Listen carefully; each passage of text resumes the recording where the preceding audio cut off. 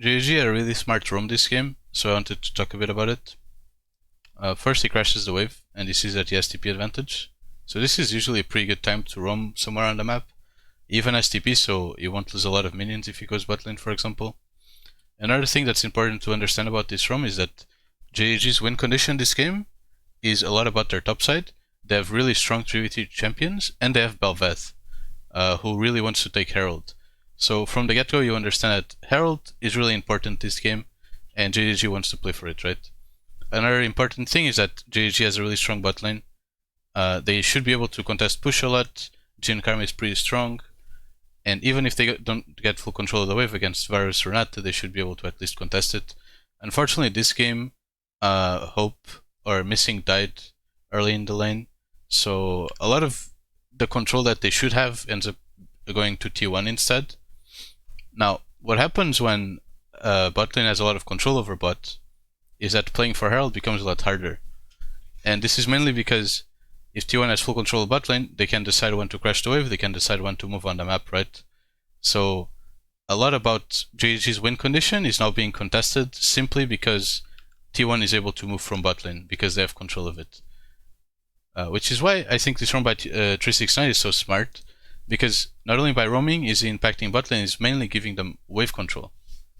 And you can see by Sylas and Bel'Veth movement, like this roam is never about gaining a big advantage on bot or anything like that.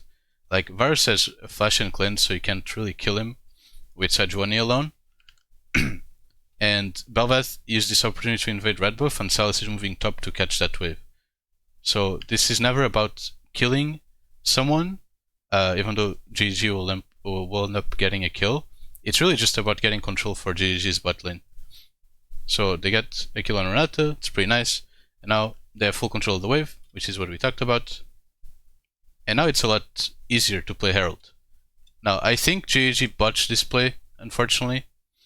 What they end up doing is push the wave, and now they're going for a plate on bot side, but we can look at the gold. They'll get 80 gold from this plating, which doesn't really change anything. If you look at what's going to happen when Jhin recalls, he's going to get a pickaxe and a longsword, I believe. Yep, he gets both, and then he gets a refillable. The 80 gold basically just gave him this refillable. So had he not gone for the plate, he still has the pickaxe and the longsword. He has all his power spike.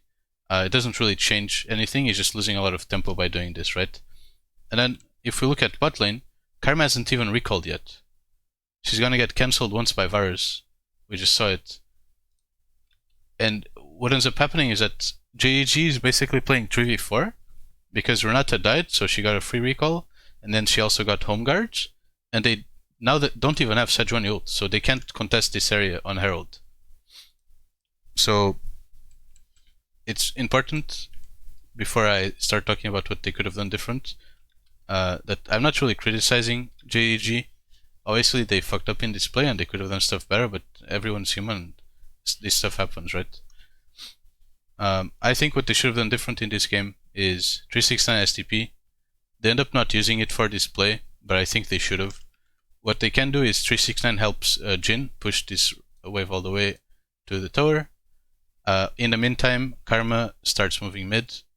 Karma only has 400 gold, so if she recalled right now, she'd get a Ruby Crystal. I don't think it's worth it personally. I think tempo is more valuable in this situation. After pushing the wave, Hope would recall, and you'd start coming for Herald instantly. You don't care about the plate, it doesn't give you anything in this situation. And Sejuani would TP mid and get Prior together with Karma and with Bel'Veth. So now Sylas is also pushing top, he comes Herald, and you basically do Herald at the 8-minute mark.